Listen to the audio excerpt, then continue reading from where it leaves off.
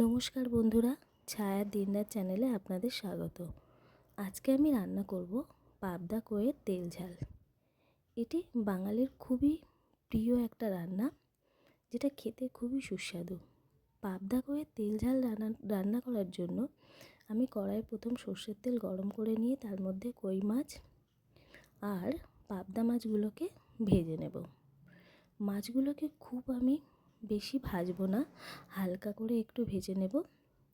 মাছ ভাজা হয়ে গেলে সেই তেলের মধ্যে আমি তেজপাতা, একটা এলাচ আর অল্প একটু কালো জিরের ফোড়ন দিয়ে নেব। ফোড়নটা অল্প ভাজা হলে তার মধ্যে পেঁয়াজ বাটা দিয়ে দেব। পেঁয়াজ বাটা দিয়ে একটু কষিয়ে নেব।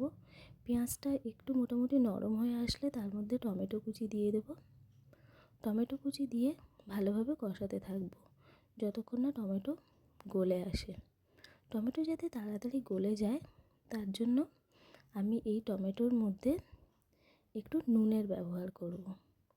নুন দেওয়ার পর ভালোভাবে কষতে থাকব।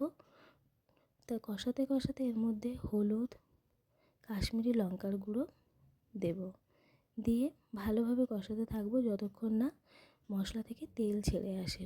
যখন অল্প তেল ছেড়ে আসবে তখন আগে থেকে বেটে রাখা জিরে, আদা, শুকনো লঙ্কার পেস্ট এর মধ্যে দিয়ে দেবো এবং আবারও কষাতে থাকবো যতক্ষণ না মশলা থেকে ভালোভাবে তেল ছেড়ে আসছে।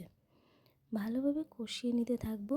স্বাদের ব্যালেন্স করার জন্য কষাতে কষাতে এর মাঝখানে আমি একটু চিনি দিয়ে দেব এবং তারপর কষিয়ে নেব আরেকটু।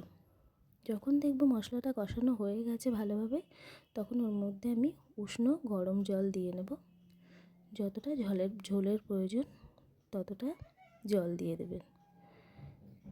ঝোলটা যখন ভালোভাবে ফুটে উঠবে তখন এর মধ্যে আমি মাছগুলোকে দিয়ে নেব।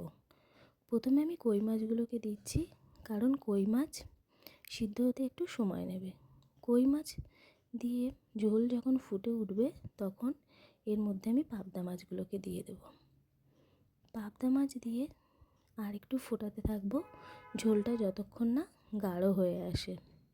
আপনাদের যেমন ঝোলের প্রয়োজন সেই অনুযায়ী ঝোলটা রেখে দেবেন। ফ্লেভারের জন্য আমি কয়েকটা কাঁচা লঙ্কা এর মধ্যে দিয়ে দেব এবং ঝোলটাকে আরেকটু ফুটতে দেব।